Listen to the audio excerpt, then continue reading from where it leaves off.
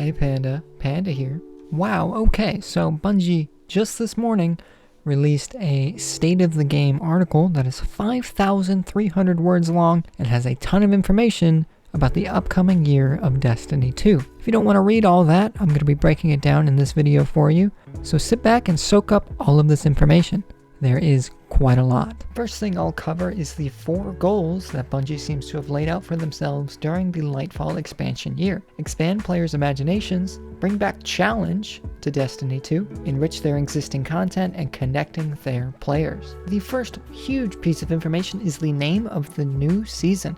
It is called the Season of Defiance, and it is also supposedly launching along many quality of life changes to Destiny 2, namely the removal of Umbral Energy and Umbral Engrams. These are being replaced in favor of a system called Seasonal Engrams that are facilitated through all vendors. We are told that managing our engram inventory is about to get a lot easier, so that's definitely a welcome change. Adding on to the simplification of seasonal progression, they are doing away with seasonal currencies like the Seraph key codes we have now in favor of a singular cross-season key system. You are not guaranteed these seasonal keys at the end of activity completions, rather they would like the seasonal keys to actually feel like a reward when you spend them. So now, opening a chest at the end of the seasonal activity will no longer be a requirement, it will act as a bonus to the loot that you already get from the seasonal activity. We are also told to expect fewer seasonal vendor upgrades overall, which will make the progression a lot more intuitive and a lot less grindy. In fact, in Season of the Deep, which was announced as the next season after Defiance, it will not have an upgrade vendor track whatsoever. This is because Bungie wants to explore different ways to handle seasonal content. As I mentioned just before, following Season of Defiance will be Season of the Deep. The season after Season of the Deep, which we don't know the name of yet, will also not feature a seasonal vendor upgrade track. Switching gears here over to weapon crafting, we have a lot of changes coming with Lightfall and beyond. Bungie notes that the introduction of weapon crafting has kind of taken away the allure of some random rolled weapons. So with these changes, their hope is that they can get back random rolls to being sought after. The changes to weapon crafting detailed here are the following. Fewer of the total new weapons will be craftable, and more of the new weapons with long-term sources will get more value from random perk rolls. To allow for non-crafted weapons to stand toe-to-toe with crafted weapons in Lightfall, in the year of Lightfall, more and more of their non-crafted weapons, starting with new raid adepts this year, will have the ability to become enhanced. What this means is that your random rolled adept weapons will be able to obtain enhanced perks, just like crafted weapons can now. The first weapons we will see this feature on is likely the Lightfall raid adept weapons. Over time, they plan to expand this functionality to the other parts of the game. In terms of general deep sight housekeeping, you will now never see a red border weapon that does not have a pattern in order to reduce new player confusion and reduce the overall grind. In Season of the Deep, they will also be adding a mechanism to activate deep sight on any craftable weapon that you do not have the pattern for. One of the 4 goals Bungie stated earlier in this letter that I covered before, but I'll reiterate again, is bringing challenge back to Destiny 2, and they plan to do this in 2 ways. One of them is a blanket cooldown nerf to many abilities that they mentioned back in last week's This Week at Bungie newsletter, and the other is buffing the general effectiveness of enemies. The main nerfs to our Guardians are the Resilience at tier 10 now only providing a 30% damage resist, and the cost of Resilience mods going from 1 for a minor mod, and 3 for a major mod, to 2 for a minor mod, and 4 for a major mod. In Season of the Seraph, you'll notice that the Heist Battleground seasonal activity has a -5 contest modifier on it, meaning you can never outlevel the activity and make it become too easy. They are expanding upon this idea in Season of Defiance, and carrying over this modifier to Season of Defiance's seasonal activity as well, but it extends beyond that. Vanguard Ops are also seeing a general increase in difficulty, not quite as much as the seasonal activities, but it will still be felt across the board.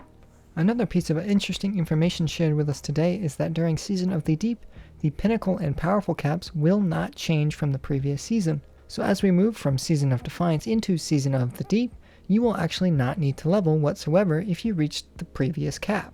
This is part of a larger plan to rework how light level is handled in Destiny altogether. Bungie also decided to address Crucible in the State of the Game address. In Season of Defiance, they are adding back the Countdown game mode, and they are also experimenting in Crucible Labs with a new mode, tentatively named Checkmate Control. In this mode, your cooldowns, abilities, and ammo will be significantly reduced. I would imagine this is to focus on gunplay and movement specifically. Bungie also shared with us their plans for Crucible maps. We will see Meltdown return in Season of the Deep, a brand new Vex network map arriving in Season 22, and the return of the Citadel map in the last season before the next expansion, The Final Shape. The existing maps in Destiny 2 will also see spawn tuning passes to make sure that you don't spawn while you're getting shot at. One of the more exciting announcements in this State of the Game address is the new Exotic Mission Rotator. Exotic missions such as Presage, Vox Obscura, and Operation Seraph's Shield will find themselves on a rotator now within Destiny 2 that will rotate weekly. It's very nice to see these exotic missions come back, and maybe eventually they will be permanent. Some of the Vanguard Strikes are seeing a fair share of changes. The Lake of Shadows and Arms Dealer Strikes are being fundamentally changed and their objectives refreshed. So next time you run them during Lightfall, you might not recognize them.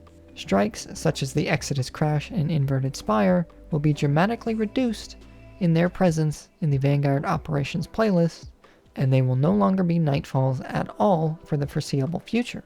They hope to revitalize and rejuvenate these strikes and re-release them later down the line.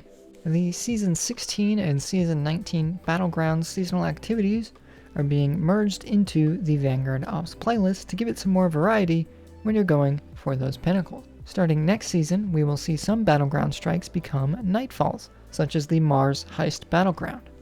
Bungie also expressed their desire to move new exotic acquisition away from Lost Sectors and back to the core playlists. They will also no longer be asking players to obtain all 3 seasonal ritual weapon ornaments from the playlists, and allowing players to earn more rewards and complete more of their weekly challenges by playing content of their choice, rather than requiring them to play the newest seasonal activity.